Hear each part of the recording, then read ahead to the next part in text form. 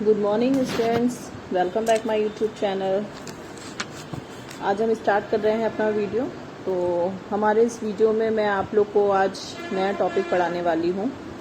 हमारा जो पेपर चल रहा था सोशल प्रॉब्लम इन इंडिया, उसकी 3rd यूनिट चल रही थी हमारी, जिसका टॉपिक नेम था इकोनॉमिक प्रॉब्लम्स।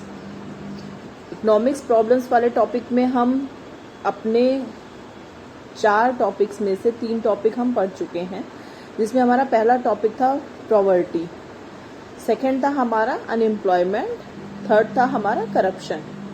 आज हमारा लास्ट टॉपिक है इस यूनिट का, जो है हमारा व्हाइट कॉलर क्राइम।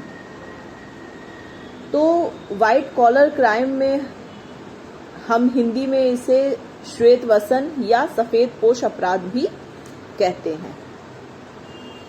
तो श्वेत वसन अपराध जो है वो वह अपराध होता है जो उच्च वर्ग के व्यक्तियों द्वारा किया जाता है, क्योंकि इन व्यक्तियों के पास धन की कोई कमी नहीं होती। अतः ये व्यक्ति अपराध करके धन की आड़ में बच निकलते हैं।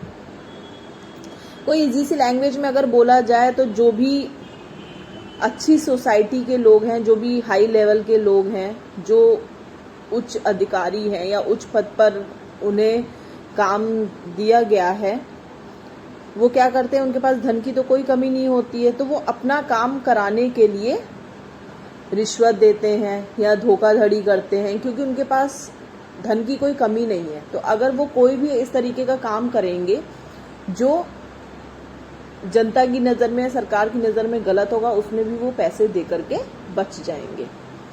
तो ये अपराध जो है वो सफेद पोश अपराध कहलाता है। अब सफेद कॉलर अपराध आर्थिक रूप से प्रेरित अहिंसक व्यापार और सरकार के पेशेवर द्वारा प्रतिबद्ध अपराध को दर्शाता है। अपराध के भीतर यह पहली बार 1939 में समाजशास्त्री एडविन सदरलैंड द्वारा परिभाषित किया गया था कि एक अपराध प्रतिष्ठा और उच्च सामाजिक का एक व्यक्ति द्वारा प्रतिबद्ध उसके कब्जे के पाठ्यक्रम में किया गया हो।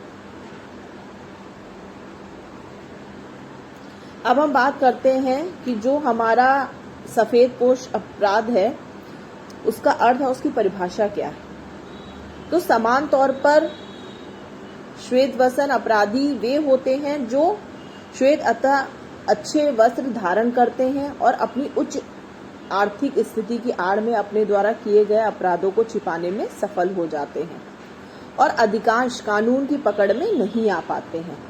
धर्म की आड़ में किए जाने वाले अपराध भी इस वर्ग में आते हैं, जहां निर्धन व्यक्ति अपराध किए जाने के बाद शीघ्र ही पकड़ लिया जाता है। वहीं दूसरी ओर श्वेत वसन अपराधी धन के बल पर अपने हथकंडों द्वारा लंबे समय तक कानून के शिकंजे में नहीं आ पाते हैं।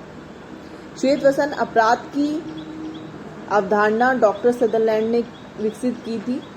इसके कई नाम हैं, जैसे अभिजात्य अपराध, भद्र वर्गीय अपराध या सफेद पोश व उच्च वर्गीय अपराध। दरलैंड के अनुसार, अब मैं आप लोग को इसकी डेफिनेशंस बता रही हूँ कि दरलैंड के अनुसार श्वेत वसन अपराध ऐसे अपराध हैं जो सम्मानित व उच्च सामाजिक स्थिति वाले व्यक्तियों द्वारा व्यवसाय के रूप में प्रयोग किया जाता है।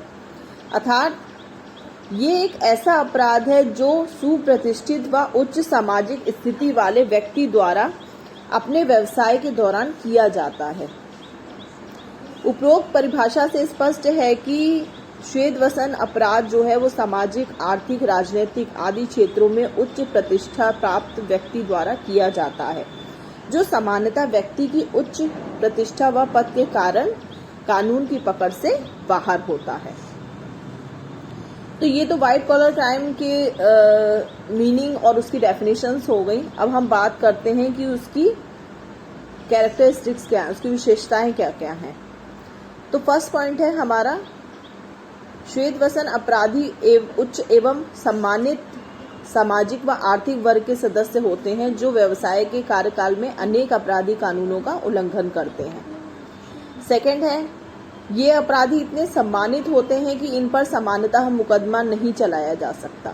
यदि चलाया भी जाता है तो फौजदारी अदालत के स्थान पर दीवानी अदालत में इन पर मुकदमा चलाया जाता है। ये अपराधी प्रायः जुर्माना देकर अपराध मुक्त हो जाते हैं। उच्च स्थिति व प्रभावशीलता के कारण श्वेतवसन अपराधी अपने विरुद्ध कोई पारित नहीं होने देते हैं। ये लोग अदालत को भी अपने पक्ष में प्रभावित कर लेते हैं।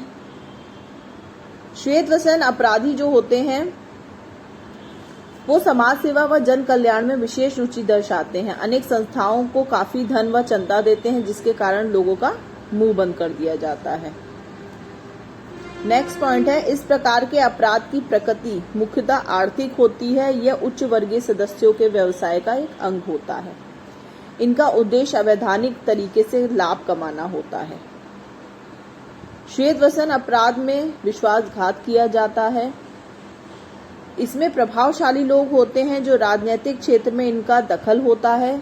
अफसर, नेता, जज तक उनकी जो है वो अच्छी खासी पहुंच होती है, जिसके कारण उन्होंने जो भी अपराध किया है, चाहे वो रिश्वतखोरी का हो, चाहे गबन का हो, चाहे किसी धोखाधड़ी का हो, वो केस जो है वो अत्यधिक मात्रा में धन देकर बंद करा दिया जाता है। अब जो सफेदपोश अपराध है वो कितना गंभीर है, उसकी क्या गंभीरता है, उसकी बात करते हैं हम। तो व्हाइट कॉलर क्राइम घोटाले तक कंपनी को नष्ट कर सकते हैं, अपनी जीवन भर की बचत मिटाकर परिवार को तबाह कर सकते हैं या निवेशकों के अरबों डॉलर खर्च कर सकते हैं। आज की धोखाधड़ी योजनाएं पहले से कहीं अधिक परिष्कृत हैं और FBI अपराधियों को ट्रैक करने और घोटाले शुरू होने से पहले रोकने के लिए अपने कौशल का उपयोग करने के लिए समर्पित होते हैं। अब हम बात करते हैं कि इसके प्रमुख कारण क्या क्या हैं, किस वजह से जो है ये जो व्हाइट कॉलर क्राइम है ये किया जाता है, इसके कारण क्या क्या रहे हैं, कि इन्हें करने की वजह क्या क्या रही है। तो इसमें फर्स्ट पॉइंट है हमारा स्वार्थवाद। जब मानव स्वार्थवाद के वशीभूत हो जाता है तब वह स्वार्थ की पूर्ति के लिए बड़े से बड़े अपराध कर सकता है। ये जो अपराध हैं उनके पीछे जल्दी ही अपना अपार धन कमा लेने का स्वार्थ होता है और भावना प्रत्यक्ष रूप से परिलक्षित होती है। खाद्य पदार्थों और दवाइयों में मिलावट करना, गुमराह करने वाले विज्ञापन एवं व्यापार चिन्हों की नकल करना आदि इस अपराध का स्वार्थ भावना का प्रत्यक्ष प्रमाण है। सेकेंड पॉइंट है अपर्याप्त दंड। इन अपराधों के लिए सामान्यतः सजा का प्रावधान नहीं होता है। ये अपराध प्रशासकीय न्यायाधिकरण द्वारा सुने जाते हैं, जो इन्हें सजा नहीं दे सकते, केवल जुर्माना कर सकते हैं।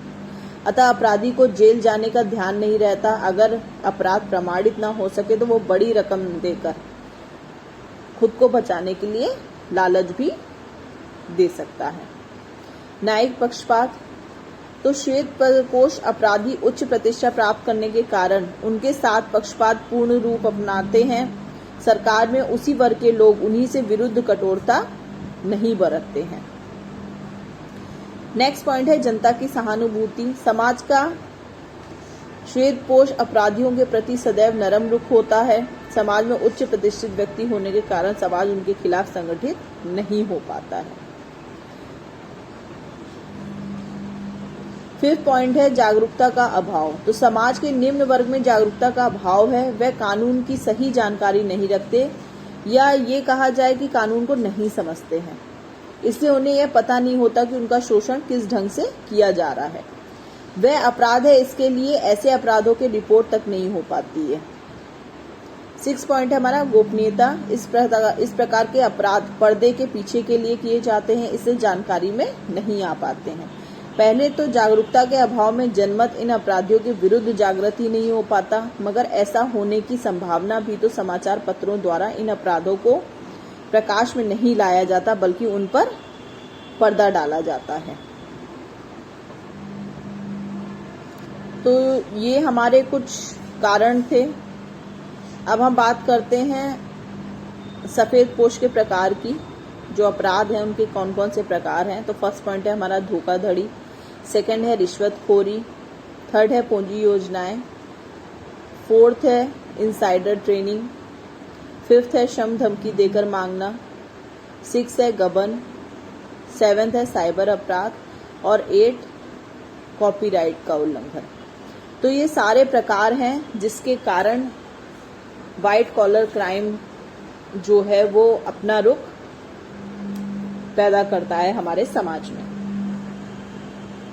तो आज का टॉपिक जो है हमारा यहीं कंप्लीट होता है। हमारी 3rd यूनिट जो है इकोनॉमिक प्रॉब्लम्स वाली, वो यूनिट हमारी आज कंप्लीट हो गई है। इसके चारों टॉपिक्स जो हैं वो मैंने आपको पढ़ा दिए हैं, उसके नोट्स भी दे दिए हैं। अगर इससे रिलेटेड आप लोग को कुछ प्रॉब्लम हो तो आप लोग मुझे कमेंट बॉक्स में कमेंट करके बता सकते हैं।